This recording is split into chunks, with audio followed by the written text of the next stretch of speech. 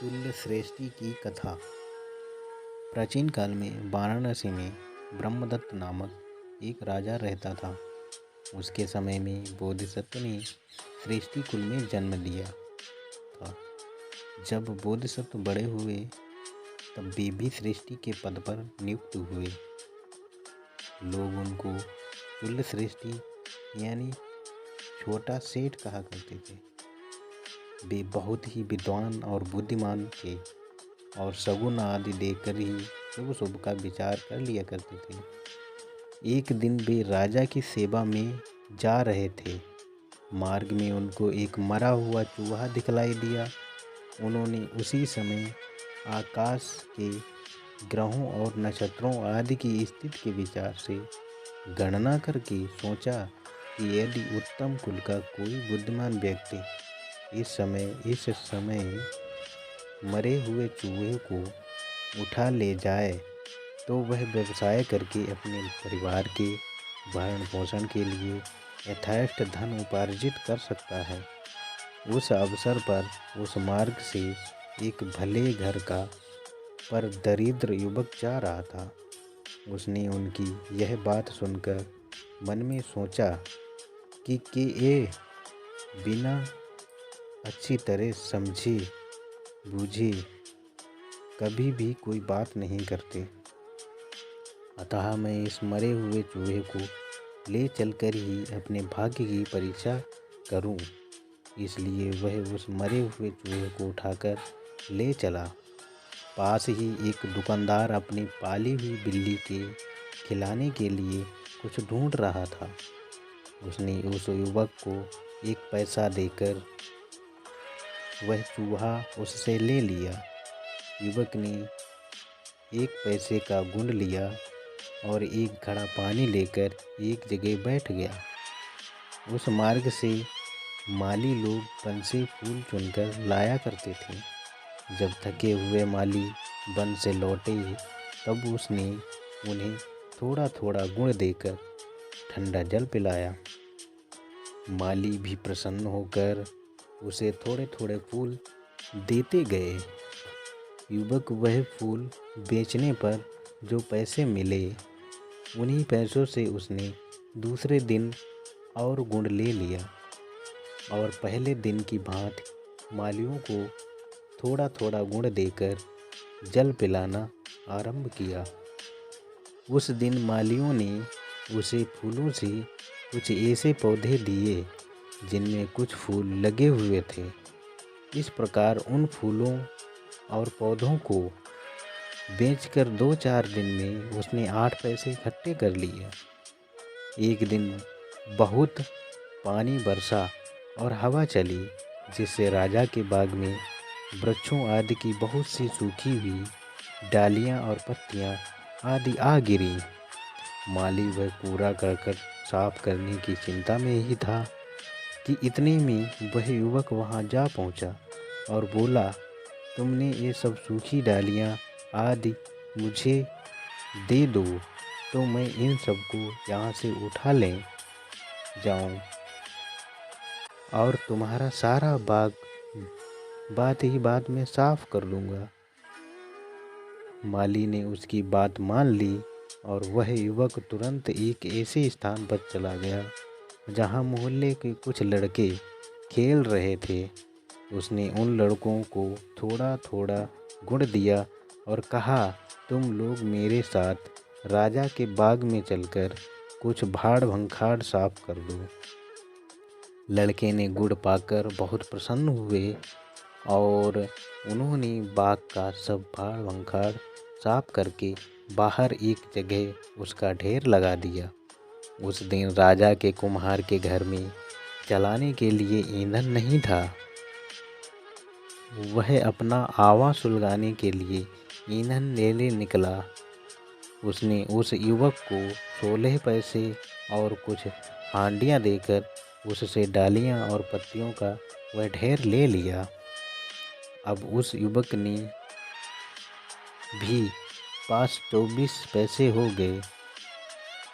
उसने एक और उपाय सोचा उन दिनों वाराणसी में 500 घसियारे रहते थे जो जंगल में घास खोदने जाया करते थे।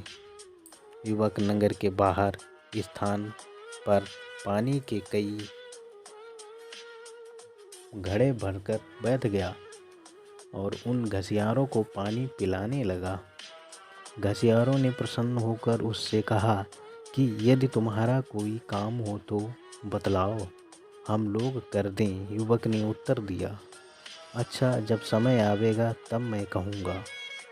उस समय उस युवक की 2 व्यापारियों के साथ बहुत मित्रता हो गई थी।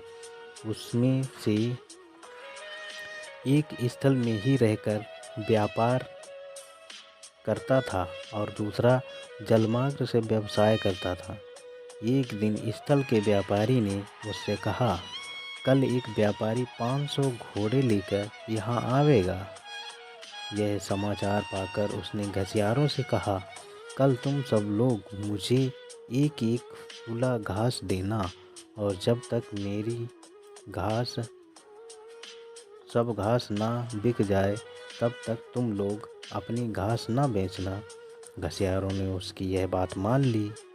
दूसरे दिन जब वह घोड़ों का व्यापारी नगर में आया तब उसने घास ना मिली। अंत में युवक से 1000 पैसे देकर सब घास ले ली। इसके कुछ दिनों बाद उस युवक को जलमार्ग के व्यापार से पता चला कि बंदरगाह में एक बड़ा जहाज माल लेकर आया है। उस समय उसने एक और उपाय सोचा। उसने तुरंत एक गाड़ी किराए पर ली और उस पर चढ़कर बहुत ठाठ से बंदरगाह में जा पहुंचा। वहां उसने भाव ताव करके उस जहाज का सारा माल ले लिया। बयाने में अपने नाम की अंगूठी दे दी और पास ही एक तंबू खड़ी करके उसमें जा बैठा। उसने अपने आदमियों से कह दिया कि जब कोई व्यापारी मुझसे मिलने आए तो उसे 3-3 सेवक मेरे पास आ पहुंचाने आए। जब नगर में यह समाचार पहुंचा कि बंदरगाह में एक बड़ा जहाज माल लेकर आया है, तब वाराणसी के 100 व्यापारी वह माल लेने के लिए वहां पहुंचे। जब उन्होंने सुना कि एक सेठ ने सारे माल का बयाना कर लिया है, तब वे ढड़ते हुए उससे युवक के पास पहुंचे। वहां बहुत सौ नौकर चाकर और खूब ठाट बाट देखकर उन लोगों ने अपने मन में सोचा कि यह कोई बहुत बड़ा महावंड है। एक एक करके वो सब व्यापारी उस युवक से मिले। उन सब ने जहाज के माल में से एक एक अंश पाने के लिए अपने अपने लाभ में से उस युवक को 1,000 रुपया देना मंजूर किया। इसके उपरांत उस युवक जो अंश बच रहा था वह भी उन सब ने नफ़े के 1,000 रुपये लेकर ले लिया। इस प्रकार वह युवक 2 लाख रुपए लेकर वाराणसी लौट आया। अब उस युवक ने सोचा कि बोधिसत्व के परामर्श के अनुसार काम करने से ही मेरा इतना भाग्य चमका है, अतः वह कृतज्ञता प्रकट करने के लिए 1 लाख रुपए देने के निमित्त उनके पास पहुंचा। बोधिसत्व ने उससे पूछा, क्या तुम्हें इतना धन कैसे मिला? इस बात पर उस युवक ने आदि से अंत तक की अपनी सारी कथा सुनाई। सब बातें सुनकर बोधिसत्व ने सोचा कि बुद्धिमान युवकों अपने ही पास रखना चाहिए। उन्होंने उसको अपनी कन्या का उसके साथ विवाह कर दिया। बोधिसत्व को और कोई संतान नहीं थी, इसलिए उनकी सारी संपत्ति अधिकारी वही युवक बन गया। जब बोधिसत्व ने कर्मों का फल भोगने के लिए शरीर त्याग कर दूसरे लोक में गए, तब वह